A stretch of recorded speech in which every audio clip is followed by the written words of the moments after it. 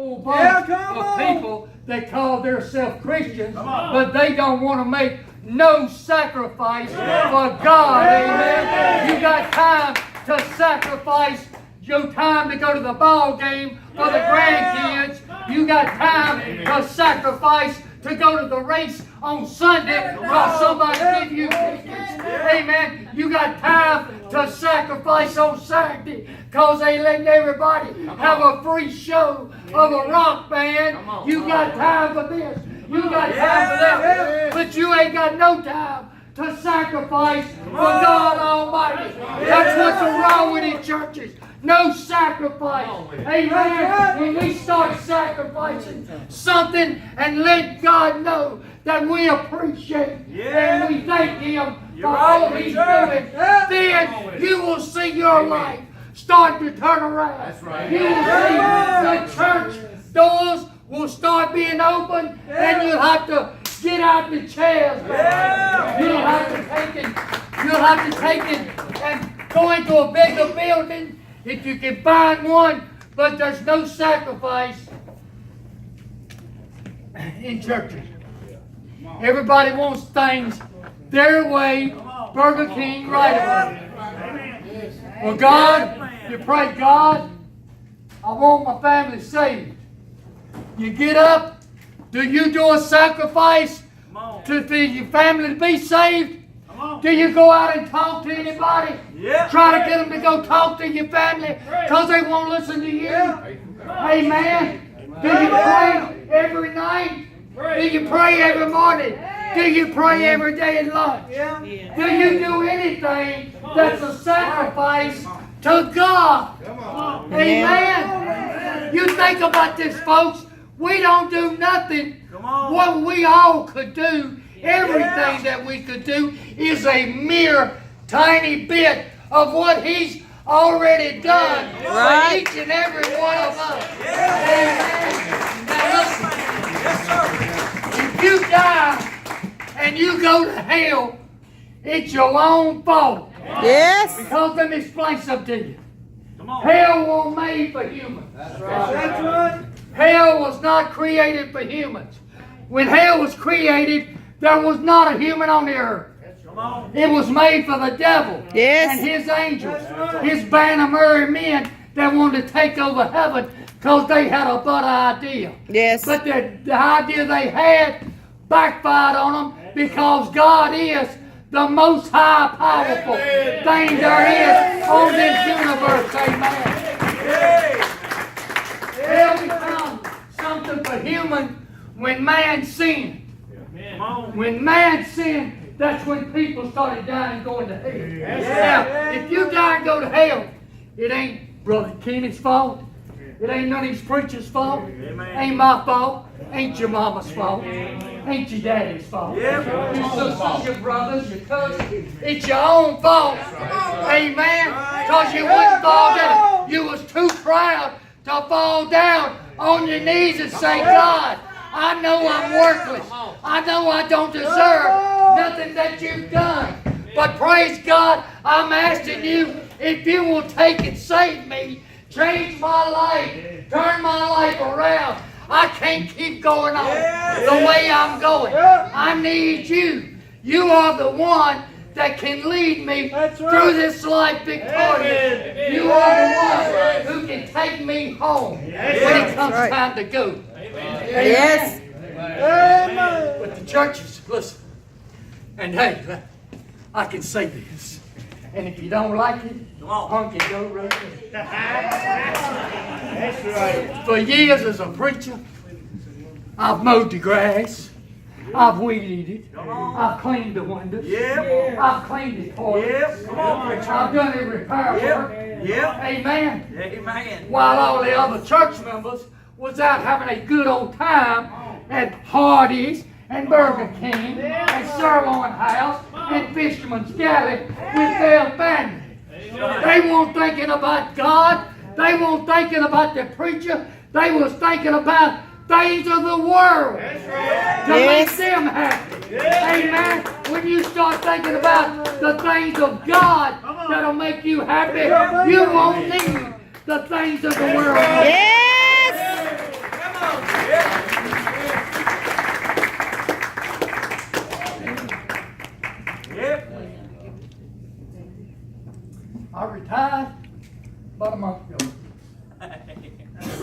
Come on now. Retire? Still got it. I ain't letting go of it neither, brother. That's right. I ain't empty, that's right. God ain't called me. When God calls me, that's when I quit. Guess what? I'm going to rephrase it. When God calls me home, I ain't going to quit. I'm just going to change my preaching adventure from this world to that world. Amen. I'm still going to preach. I'm still going to rejoice. The Bible says that for 24 hours a day, there will be nothing but life. Amen. There will be nothing but happiness, joy, no sorrow, no pain, no one to take us, no doctors, no judges, no lawyers. That'll preach right there for you. Amen. To go to a world to where you ain't got to worry. Look here, you don't leave a door unlocked, leave everything you got laying in it. When you come back, it'll still be laying in it. Amen. I'm looking forward to going to heaven. I'm looking forward, all my family's there. They're waiting on me. But they're going to have to wait on till God gets done. When He's done, I'll leave this world. Yes. Amen. But I retired about a month ago, turned the church over to Brother Josh, who had been working under me. Told my wife, Brother Ken, I told my wife, I said, I'm done. I'll never pastor another church. Longest day I live. I'm getting tired of being everybody's punching bag. Come on, preacher. I'm getting tired of being the only one in the church that knows how to pray and get in touch with God. Come on. Because if their toenail hurts, they want to call you at 3 and you pray over the phone for them. Come on, brother. But guess what? God changed all that. Because God said, you either go preach or I'm going to take you out of here. You ain't no good to me if you ain't doing something for me. So if you ain't doing something for God, God will take you out of here.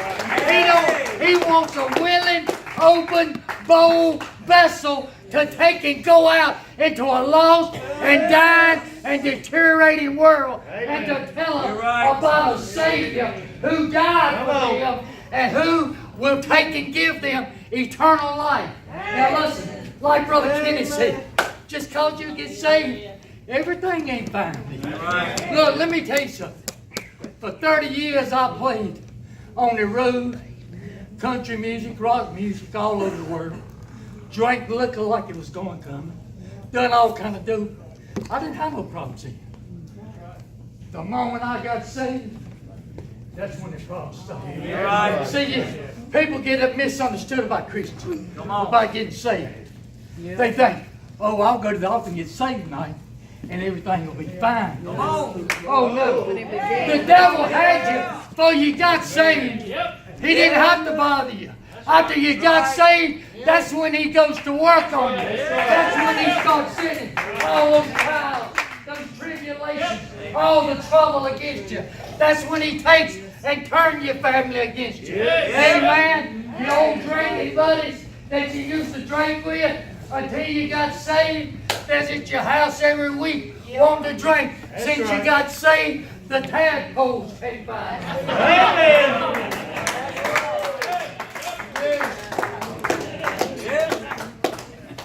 Come on. Been preached all night long. Been preached all night long about sacrifice. About being a willing sacrifice for God. What are you going to be? Amen. Are you going to be somebody that does nothing, just skates by through this world? If you are, let me tell you something right now you need to do. You need to get up out of your seat, wherever you at right now. You need to make your way to this altar. You need to cry out to God, not pray. You need to cry out to God and tell Him, I don't want to be nobody. I want to be a whosoever. Yes! A whatsoever that you would have. I'm tired of living like this. I want to be something for you. Be all like the army.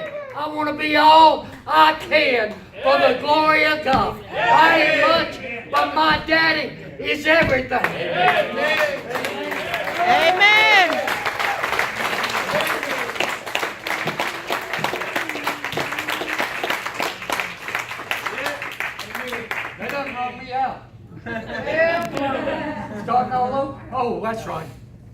We got a surprise for you. What, y'all will just go back again?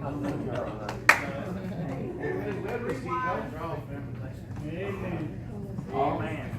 I got it. They thought I was going to be the only one up here, but I got news for them. All the pastors come on up.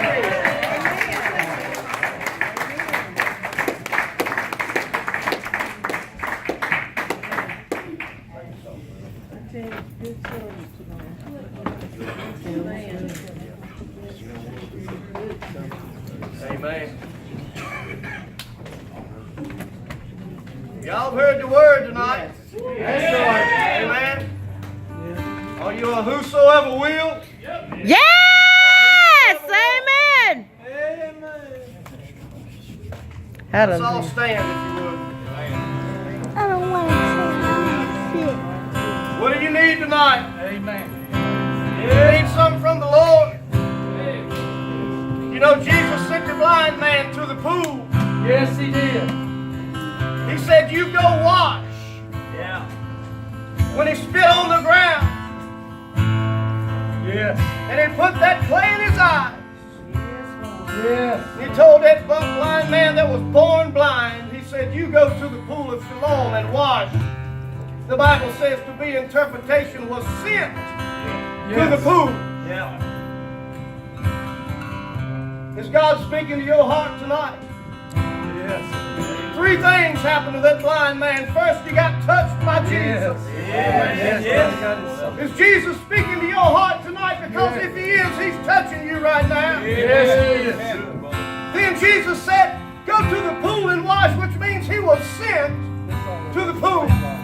And Jesus is touching you right now. He is sending you to the pool to be washed clean of your sin.